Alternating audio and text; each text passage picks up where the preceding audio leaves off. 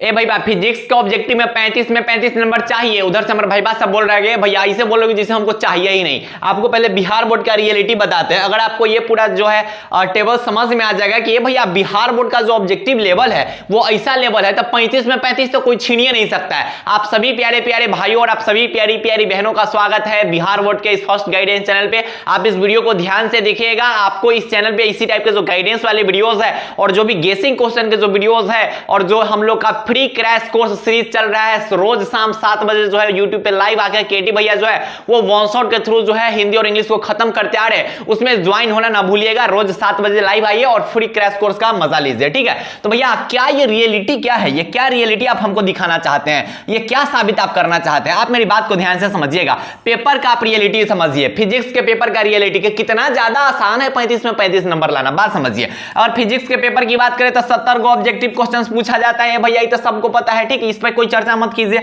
हमको भी पता है, सबको पता है। लेकिन उसमें जो होता है ना वो 3 लेवल के क्वेश्चंस होते हैं। एक लेवल होता है भैया इजी वाला। इजी वाला लेवल का मतलब क्या हुआ भैया, 70 को जो ऑब्जेक्टिव क्वेश्चन रहता है ना, जो में 35 से 45 को क्वेश्चन रहता है ना, वो एकदम इजी रहता है। एकदम इजी मतलब डिफिनीशन बेस्ड क्वेश्चन रहता है, जिसका आंसर देखते तो नहीं ऑप्शन देखते जिसका आंसर दे दोगे। ए भैया ऐसा नहीं होगा, इसके लिए हमें कुछ पढ़ना पड़ेगा ना। हाँ, हम आपको बताएंगे कि आप क्या क्या चीज कर लीजिए। आपको कुछ 4-5 ऐसा काम करना है जिसे फिजिक्स का जो पेपर होगा ना उसमें देखते तो नहीं आंसर दे दोगे। डायरेक्ट गेस पेपर से, डायरेक्ट क्वेश्चन बैंक से 35 से 45 को क्वेश्चन डायरेक्ट उठाया रहता है। उसके बाद 15 से जो 20 को क्वेश्चन रहता है ना वो थोड़ा मॉडरेट रहता है। मॉडरेट इन द सेंस उसमें थोड़ा आपको सोचना पड़ेगा। लेकिन 5 से 10 को, मैक्सिमम 5 से 10 को क्वेश्चन जो होगा वो बिहार बोर्ड क्लास 12 के फिजिक्स के पेपर में जो रहता है वो हार्ड मिलेगा। मैक्सिमम 5 से 10 को, इससे ज्यादा हार्ड नहीं मिलने वाला है। 70 को में से 5 से 10 को जो होता है वो हार्ड मिलेगा, उससे ज्यादा नहीं मिलेगा, ठीक है। तो भैया आप अगर बता रहे हैं कि जो है 35 से 45 को क्वेश्चन इजी है, तो अगर हमको 35 में 35 चाहिए तो हम खाली इजियो बना लेंगे तब अच्छा खासा मार्क्स आ जाएगा, बिल्कुल आ जाएगा।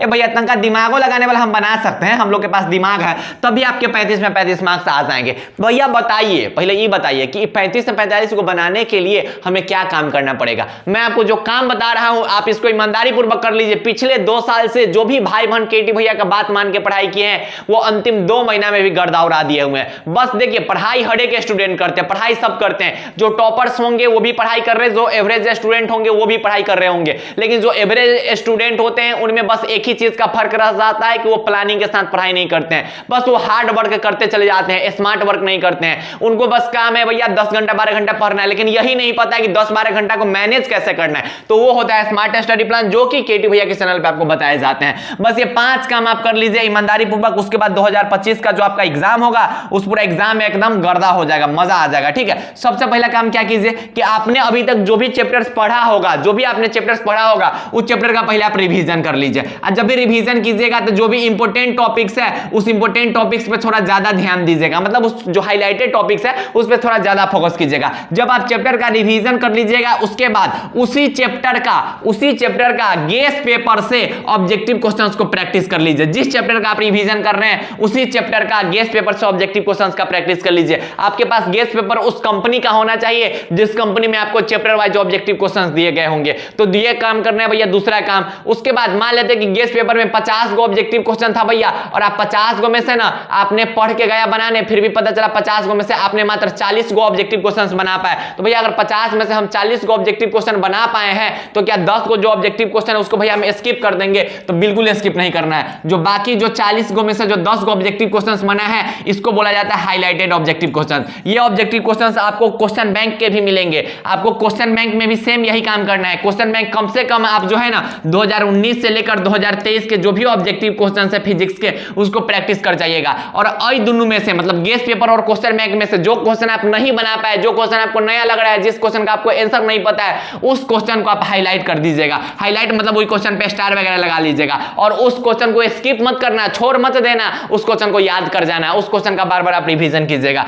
उसके बाद क्या होगा, लास्ट में जब बिहार बोर्ड जो मॉडल पेपर जारी करता है उस मॉडल पेपर का आप ऑब्जेक्टिव देख लीजिएगा। उसके बाद ऑब्जेक्टिव में आपको ज्यादा कुछ सोचने का जरूरत नहीं पड़ेगा। अगर आपका नोट्स अच्छा खासा है, अगर आप गेस पेपर से क्वेश्चंस को प्रैक्टिस कर गए हुए, अगर आप क्वेश्चन बैंक के 2019 से 2023 के क्वेश्चन को कर गए हैं, अगर आप मॉडल पेपर कर गए हैं, तो बाकी कुछ बचेगा क्या? बाकी कुछ नहीं बचेगा और आप फिजिक्स के पेपर में 35 मार्क्स से स्कोर कर सकते हैं। ये 5 काम आप कीजिए। उसके बाद बोलिएगा 2025 के एग्जाम में जब बैठोगे ना तब बोलोगे कि एक केटी भैया लग रहा है कि पूरा क्वेश्चन एकदम हूबहू छपा गया हुआ है गेस पेपर से, क्वेश्चन बैंक से। हमारे नोट्स से। तो अच्छे से पढ़ाई कीजिएगा, ठीक है। और आप सभी प्यारे प्यारे भाइयों और आप सभी प्यारी प्यारी बहनों के लिए एक जानकारी दे दे कि जो भी मेरे भाई डर रहे हैं 2025 में एग्जाम देने से, जिनको फिजिक्स में, केमिस्ट्री में, हिंदी इंग्लिश में डर लग रहा है, उनके लिए केटी भैया द्वारा योद्धा नोट्स को जारी किया गया हुआ है। ये नोट्स अंतिम समय के लिए ही बनाया गया हुआ है। पिछले 2 महीना में जो भी बच्चे डर रहे थे ना, 1.5 महीना में जो भी बच्चे डर रहे थे, वो आज से 1.5 महीना पहले नोट्स लिए, तो अब एकदम अपनी फॉर्म में चल रहे हैं कि भैया अब हम गर्दा उड़ा सकते हैं। तो अगर आपको भी डर लग रहा है, फिजिक्स हो, केमिस्ट्री हो,